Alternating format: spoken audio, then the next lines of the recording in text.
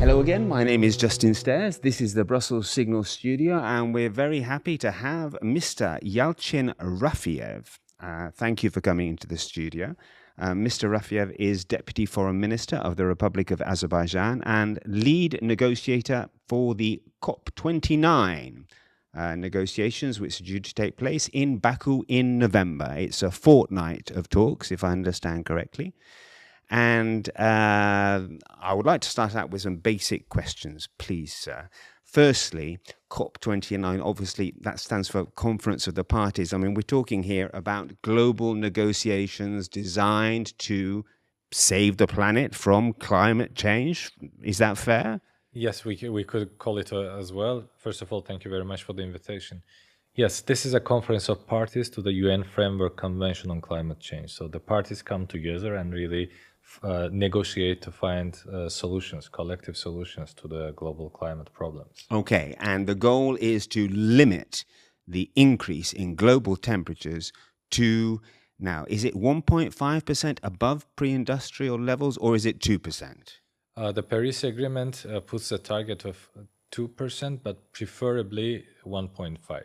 Right. And is it too late already for 1.5? I've seen some articles referring to the fact that we might have hit that level already. Scientific evidences so far show that we haven't overshoot yet 1.5 degree, but all the efforts globally, including the COP process itself, is targeting to have 1.5 not to be overshoot, like to still remain 1.5 aligned. So it's still possible? It's still possible, and it depends on how we collectively act. Okay, and so please describe exactly what your job entails. I know here we are in Brussels, you've been meeting people, I presume, in the European institutions. Yes. I mean, are you supposed to get as much of the work done as possible before the Baku summit? Is that essentially what your job is? Yes, you may also call it so, that my main job is as a lead negotiator. The negotiations will be happening during the COP in November. And part of it already happened in Bonn and during the Bonn session, but still UAE presidency continuing, and UAE lead negotiator was the one who were leading the process. But in November, during the COP29, I will be, as a lead negotiator, bringing together parties to agree on the negotiated text together with the subsidiary body chairs. But in this period, up until COP29, I'm traveling to several parties, reaching out to parties and negotiating groups to see what are their major interests and concerns, and where are the converging points, and where are the discrepancies among them on the major expected deliverables from COP29. Right, okay. Well, I'd like to ask a bit more on that, but just to set the scene, if you like, at COP28, it was agreed that the world should transition away from fossil fuels, correct? Yes. And this was the first time that this had actually been agreed. I mean, there have been a lot of talks to arrive at this point. Some people felt that this was not enough, that the agreement should have been to phase out fossil fuels entirely. Why, in your opinion, was this ambitious target not met? Is it fair to say that the fossil fuel lobby is still very strong? I think it's not about the lobbyists working on this matter, but if you look at the matter from realistic point of view, calling the fossil fuel countries to phase out is in the near term not possible, not realistic, because this is a long-standing industry that has been built, and for many countries it's a main source of revenue. And transitioning away is, I think, that was adopted at the end of the COP28, was the reflection of much realistic approach to this, that we are transitioning away and at some point we may phase out. So I cannot give, of course, preference to any part of the parties or their positions, but since the parties agreed on this term, it means that the consensual consideration of the matter was like this. I mean, the still Okay. parties are still not ready to. It's a consensus process. Yes. Now, as I understand it, one of the big issues in November will be finance. It's all very well to come to an agreement on some kind of target, but then the next question is who is going to pay for it? Trillions of dollars, euros, however you want to put it, will be required, and it will require large transfers from the so-called developed world to the so-called developing world. Now, um, as I understand it, I ask you to explain what the obstacles are, but according to what the research I've done, one of the problems is risk. For example, people are hesitant, the World Bank even hesitant to invest in places like Africa because of the risks involved. Is that the main sticking point here? I mean, you are talking about two a bit separate things. One, this money, the finance flow from global north, so-called, to global south, from developed countries to developing countries.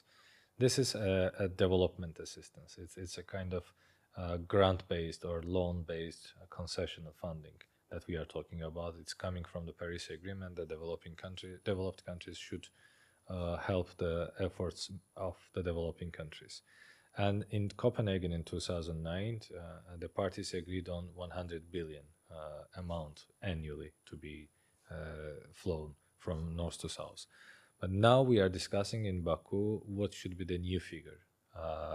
Take into account of 100 billion as a floor amount, how much should it increase, and who should pay for that? So we have the Paris Agreement where some of those questions are being answered in terms of the contributors, who should be the contributors and others.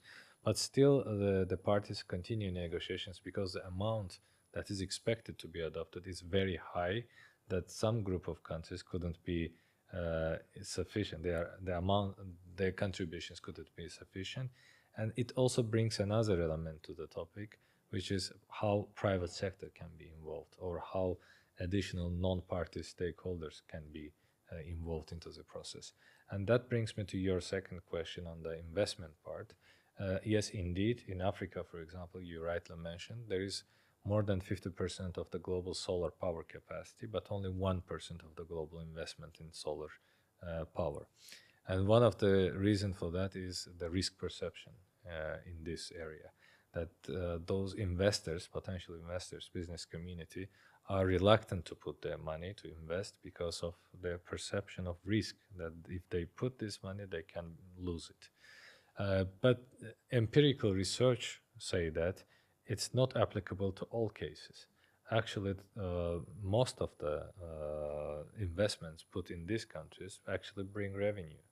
So we need to work out a model or solution that could also encourage the private sector to invest more in developing countries, and or to have a de-risking mechanisms that can encourage the business community to go and invest in these countries. In this case, we will have this also. It will definitely affect also the new NDC cycle, national determined contributions. De-risking, what does that mean? Could you give me an example? Yeah, the risking means that if the private sector goes and invests somewhere in any of the developing countries, this mechanism gives you assurance that in case you lose your money, Some kind of guarantee. yeah, kind of a guarantee that I will guarantee your investment. Right. Okay. Okay. And will that work? Would that be enough to actually kickstart private sector investment? At least it could move the process from where it was for several years that no progress has been made. And if we start the movement and if we see results coming from this, then we can maybe encourage further engagement of the private sector in developing countries. Okay, and just on the subject of the World Bank, and I've read criticism of institutions such as the World Bank. Is that criticism fair? They haven't been prepared to invest enough? I think it's not only for World Bank, but all multilateral development banks, international financial institutions are being criticized not doing enough in terms of climate action.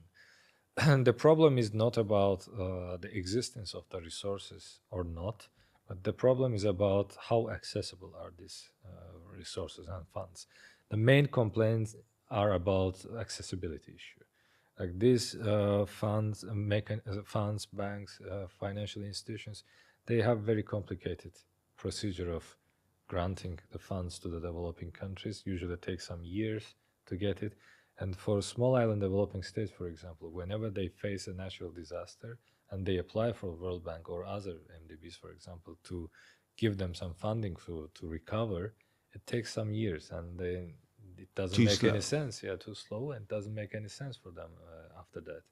So now, what is needed in this international financial system to be reformed to be much accessible for the countries, not to have more money, but to make the money more accessible. Okay, get the money quicker. Yes, exactly. Okay. Now, what about the possibility of filling the funding gap via some kind of world tax? I mean, there have been people calling for some kind of levy on aviation, for example, windfall taxes on fossil fuel providers. Is that feasible? This is also a long-standing issue to be discussed within the community, but so far no major progress have been made. It's being discussed within the maritime domain and also in the aviation part. Some parties are raising this issue, but there is a very stubborn resistance by some parties to calling it levy or tax because it somehow affects also the national legislations of these countries that need to be reformed in a way. Okay, so are you saying it is feasible or not? It could be feasible in terms of providing additional source of funding, but if there are some better ways to get it, then I think we can put it at least on hold. Okay, and then there's another debate, as I understand it, between definitions of developed countries and developing countries, which are long-standing definitions, right? But maybe need updating because some of the developing countries are now relatively wealthy. Yes, but Paris Agreement is very clear about who are the developing countries and who are the developed countries, and also there was a explicit reference to the developing countries in a capacity to do so. I mean, to fund something. But Paris Agreement is also very much clear about who should be paying and how the finance flow should be organized. Okay, so that's not going to change, it sounds like. For it to be changed, we need to change also Paris Agreement. Okay, okay, understood. Now, here in Brussels, you've been meeting people today. It has been something of a backlash against green policy in general. We've seen it in the EU elections that took place in June. We've seen it right here on the square in front of the European Parliament, where the farmers brought everything to a standstill. There are concerns that the move to greener, sustainable policies will do economic damage. And certain sectors of society will be harmed by this move. Is this a feeling that you've had in Europe and outside Europe during the discussions you've had so far? No, I haven't heard about this because for most countries, the countries are different. Their level of development are different. Their preferences, their sectorial approach, and also the level of danger coming from the climate change to them are different.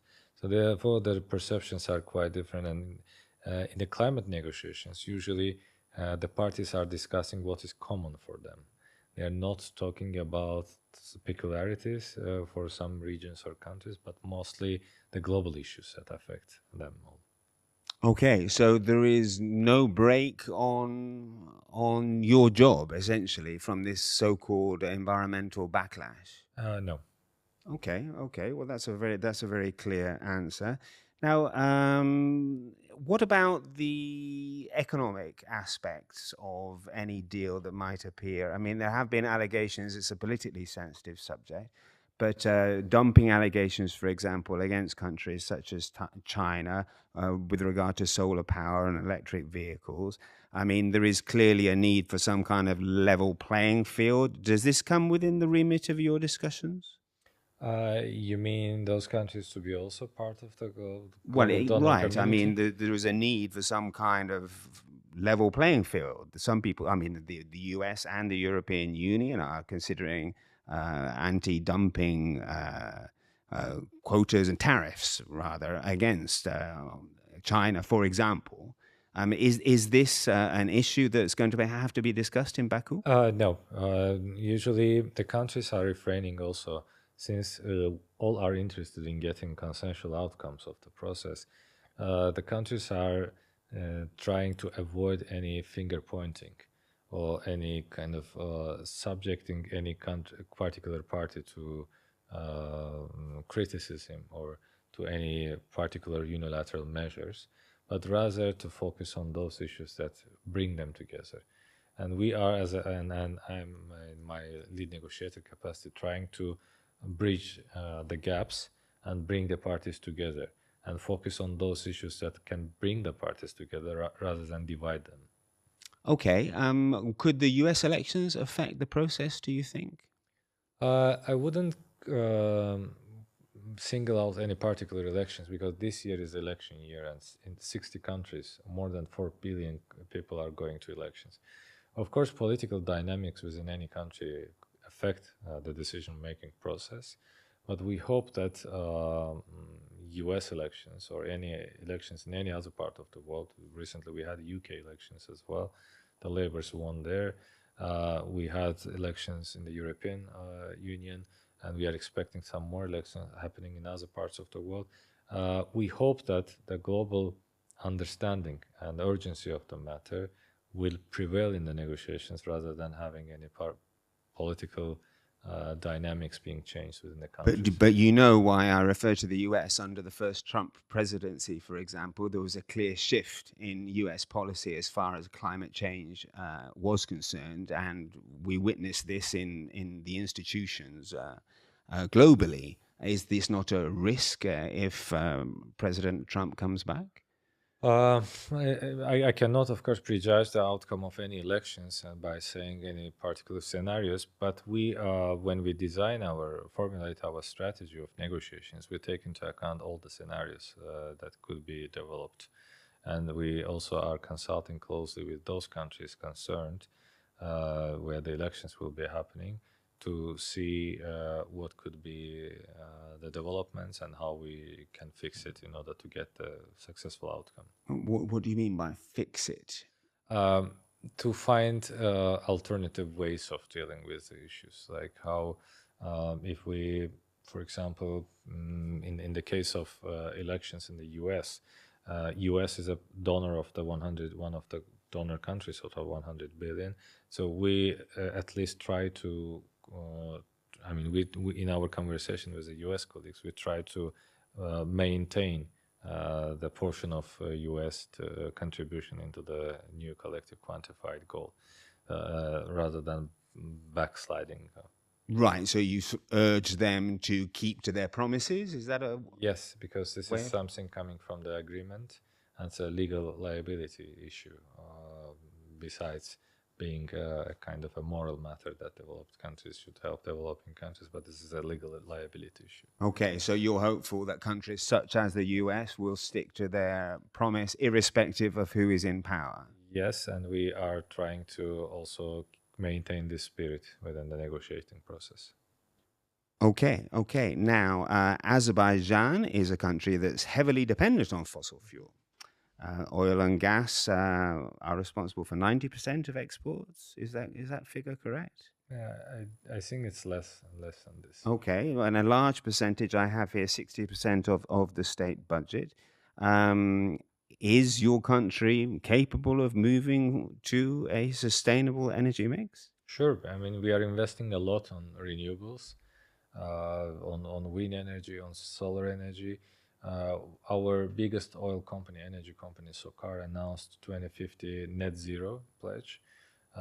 We have joined recently a methane pledge, which also give us some commitments to reduce methane emission, and it will of course necessitate to have some transitioning in the energy system. But yes, we are putting a lot of efforts to transition our energy system. Is it true that Azerbaijan currently subsidizes energy consumption? It's a society-wide policy, is that correct? It's just that I've been reading there have been calls for the country to move from general subsidies on energy to more specific subsidies for those who are energy poor or in need? I cannot answer this question because I'm not aware what you are asking. Okay, fair enough. And a final couple of questions. In the run up to Baku, obviously, the world's attention will be on your capital city. There have been allegations that there has been a crackdown on dissent in the run up to November, arrests of journalists and media executives. Is this true? No. I deny this accusations that there is no crackdown in human rights in Azerbaijan, no the political prisoners or something like this. This kind of issues usually being raised. Okay, I mean, it's just some of the NGOs, obviously, they produce lists of people who have been arrested, for example, media executives. Are you saying these lists are fake? Of course, I cannot comment on any ongoing judicial processes, but what I can tell you is that there is no any political prisoner or anybody arrested on a political terms in Azerbaijan. Okay, and as I understand it, there are negotiations going on right of assembly, for example. Will everyone be free to express themselves during the summit period, the fortnight? Of course, those rights that have been granted to the participants of the COP event by the United Nations, of course, will be provided to all the participants, all the groups that are coming. And as in all other cases, like before even the COP process, all the rights and freedoms will be granted by Azerbaijani government as a host country. Very good. Mr. Rafiyev, thank you once again for your time. Thank you for coming to the Brussels Signal Studio. Thank you so much for the invitation once again.